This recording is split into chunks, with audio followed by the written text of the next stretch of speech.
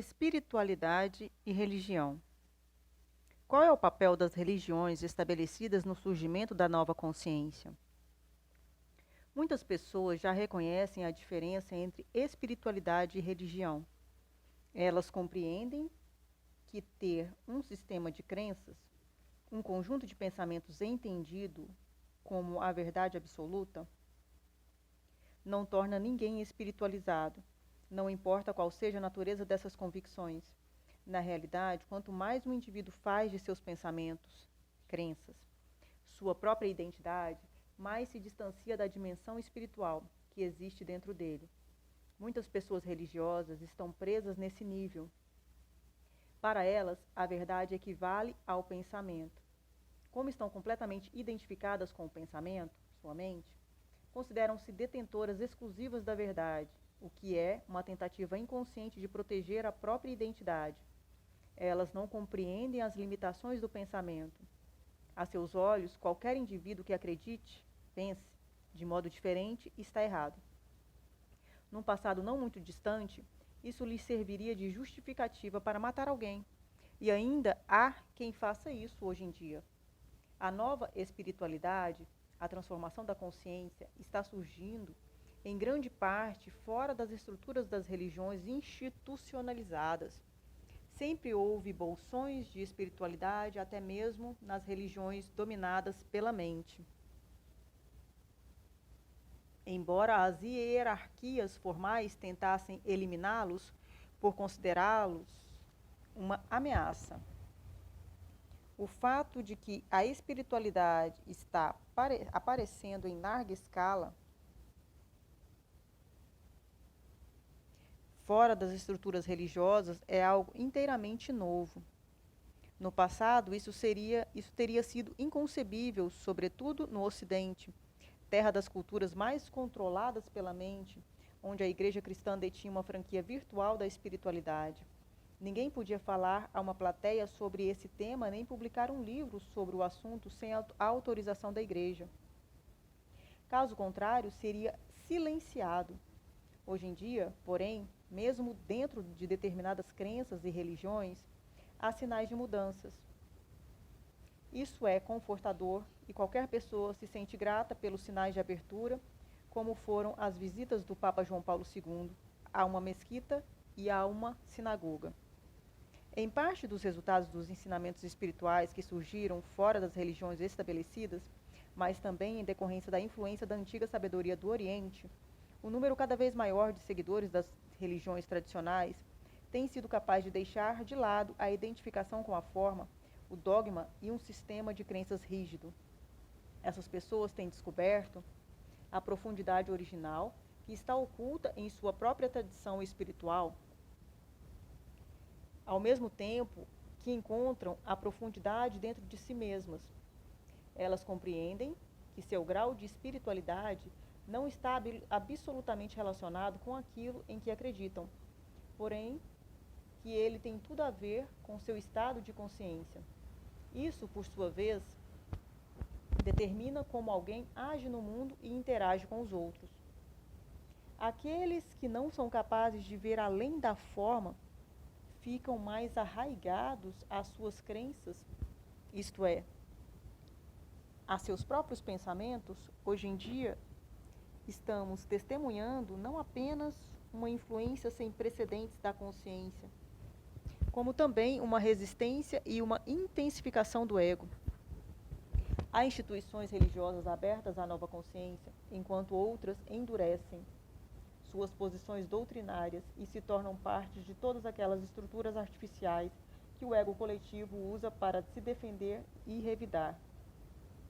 Algumas igrejas e seitas, assim como determinados cultos ou movimentos religiosos, são, em essência, entidades egóicas coletivas, uma vez que se identificam rigidamente com suas convicções mentais.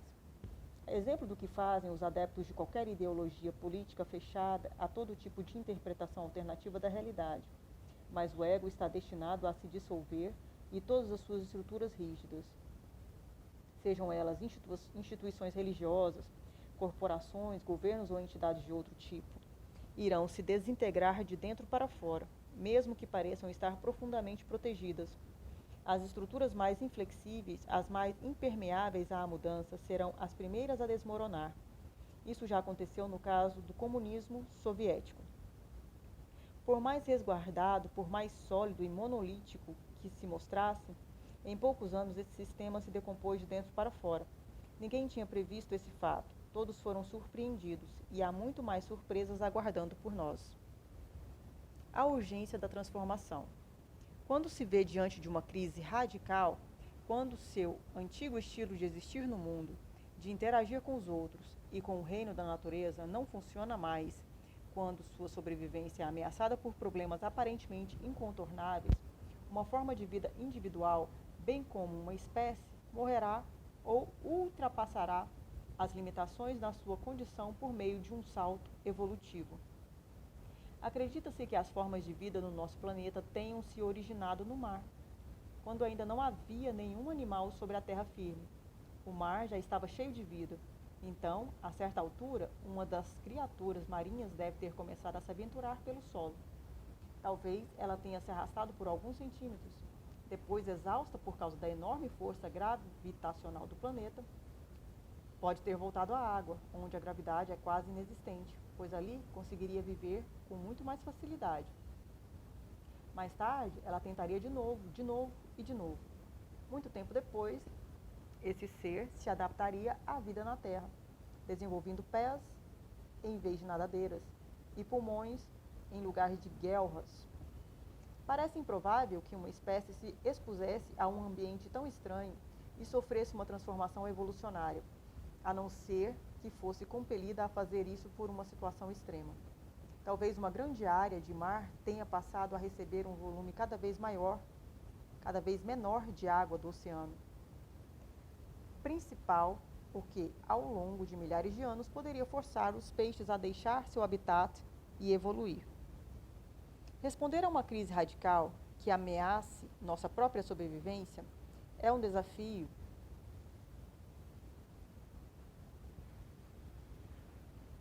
que se apresenta à humanidade nesse momento. O distúrbio da mente humana egóica, identificado há mais de 2.500 anos pela antiga sabedoria dos mestres, e agora ampliado pela ciência e a tecnologia, é pela primeira vez algo ameaçador à sobrevivência do planeta.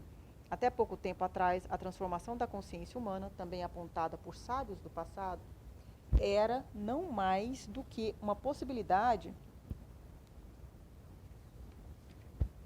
compreendida por alguns raros indivíduos, independentemente da sua formação cultural e orientação religiosa.